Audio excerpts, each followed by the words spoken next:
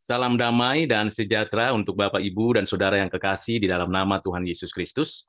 Kita kembali membaca firman Tuhan dari kitab Keluaran, pasal 22, ayat 21 sampai dengan 27. Sebelum kita bersama membaca, mendengarkan, merenungkan, dan mempelajari firman ini, marilah kita bersama-sama berdoa, memohon pertolongan, bimbingan, dan arahan dari Allah kita. Mari kita berdoa. Allah Bapa yang bertakhta dalam kerajaan surga, kami mau membaca, mendengarkan, dan merenungkan firman-Mu. Kami bersyukur untuk kesempatan yang baik ini. Kiranya Tuhan menolong kami untuk mengerti dan kami dapat menjadi pelaku firman. Terima kasih Bapa, berkat-Mu atas kami. Dalam nama-Mu Tuhan Yesus, kami berdoa bersyukur. Amin. Firman Tuhan dari Keluaran pasal 22 ayat 21 sampai dengan 27. Janganlah kau tindas atau kau tekan seorang orang asing, sebab kamu pun dahulu adalah orang asing di tanah Mesir. Seseorang janda atau anak yatim janganlah kamu tindas. Jika engkau memang menindas mereka ini, tentulah aku akan mendengarkan seruan mereka jika mereka berseru-seru kepadaku dengan nyaring. Maka murkaku akan bangkit dan aku akan membunuh kamu dengan pedang, sehingga istri-istrimu menjadi janda dan anak-anakmu menjadi yatim. Jika engkau meminjamkan uang kepada salah seorang dari umatku, orang yang miskin di antaramu, maka janganlah engkau berlaku sebagai seorang penagih hutang terhadap dia. Janganlah kamu membebankan bunga uang kepadanya. Jika engkau sampai mengambil jubah temanmu sebagai gadai, maka haruslah engkau mengembalikannya kepadanya sebelum matahari terbenam. Sebab hanya itu saja penutup tubuhnya, itulah pembalut kulitnya. Pakaian apakah ia pakai untuk pergi tidur? Maka apabila ia berseru-seru kepadaku, aku akan mendengarkannya, sebab aku ini pengasih. Demikian pembacaan firman Tuhan untuk kita pada hari ini. Yang berbahagia ialah kita yang menyimpan firman Tuhan ini dan melakukan kehendaknya untuk kehidupan kita saat ini.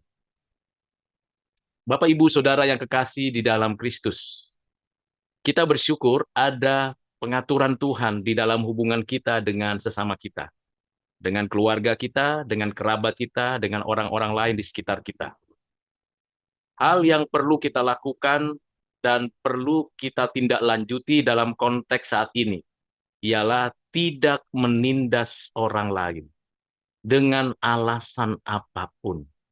Orang asing, seorang janda, seorang anak yatim piatu, seorang yang tidak berdaya, yang diikat dengan kekuatan kuasa, dalam kondisi yang lemah dan dalam kondisi yang tak berdaya, janganlah ditindas. Ini hal yang perlu untuk kita renungkan karena banyak orang yang mengaku beragama, bahkan mengaku percaya kepada Kristus dan menyandang nama Tuhan di dalam dirinya, tetapi hidupnya melakukan penindasan. Ada yang secara fisik, ada yang secara mental, ada dengan penganiayaan, ada dengan pengucilan. Penindasan bukan hanya melanggar hak asasi manusia, tetapi melawan kehendak Allah. Orang-orang yang ditindas ketika berseru kepada Tuhan, Tuhan mendengar, dan orang yang melakukan tindasan tersebut akan berhadapan dengan Tuhan Allah dan dihukum. Ini adalah peringatan dari Tuhan, bukan suatu permainan atau keisengan belaka. Begitu juga kalau kita berhadapan dengan saudara kita yang susah, perlu bantuan. Kita tidak boleh mengabaikannya, tetapi lebih dari itu, kalau kita membantu, tidak boleh membebani dirinya menjadi jauh lebih sulit, lebih susah, lebih tak berdaya. Inilah ajaran yang Tuhan perintahkan untuk kita. Dalam konteks kekinian, ada juga orang-orang yang memiliki kekuatan dan kuasa menindas orang yang susah dan tak berdaya. Memang mereka yang memiliki harta, kekuasaan, dan kekuatan pasti punya peluang untuk menindas. Apalagi apa yang dia minta, dia harapkan tidak dicapainya. Maka dia dengan berbagai cara melakukan penindasan. Atau dengan kekuatan yang dia milikinya, dia akan menindas orang-orang yang miskin, yang susah, yang tak berdaya. Perebutan hak orang lain, pengambil alian kekuatan, orang yang memiliki kelemahan akan terus ditindas.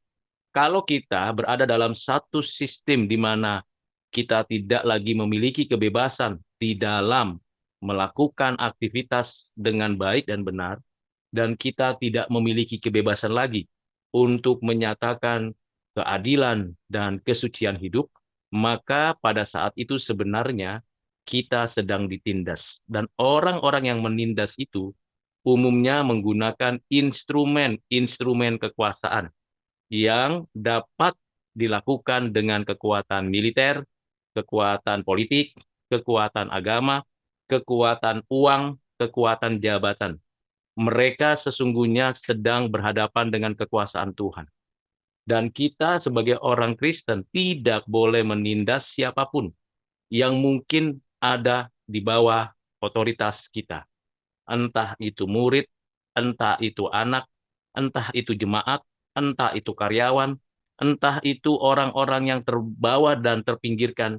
Kalau kita berada pada posisi di atas, posisi yang memiliki otoritas, janganlah dipakai otoritas itu untuk menindas, bahkan menyengsarakan orang lain.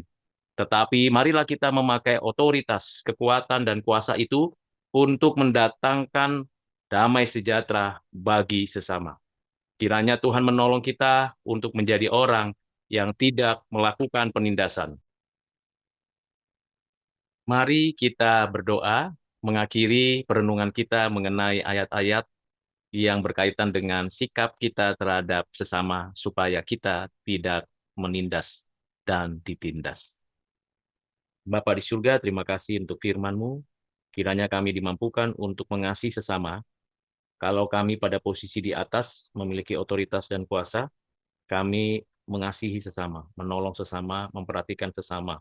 Kalau kami berada di bawah, ajar kami juga belajar untuk menyerahkan semua apa yang kami hadapi karena mungkin kami ditindas dengan sistem yang ada, dengan kekuatan dan kuasa yang ada. Tapi kami percaya bahwa Engkau mengasihi kami. Biarlah berkat-Mu atas kami, di dalam nama-Mu Tuhan Yesus kami berdoa bersyukur. Amin.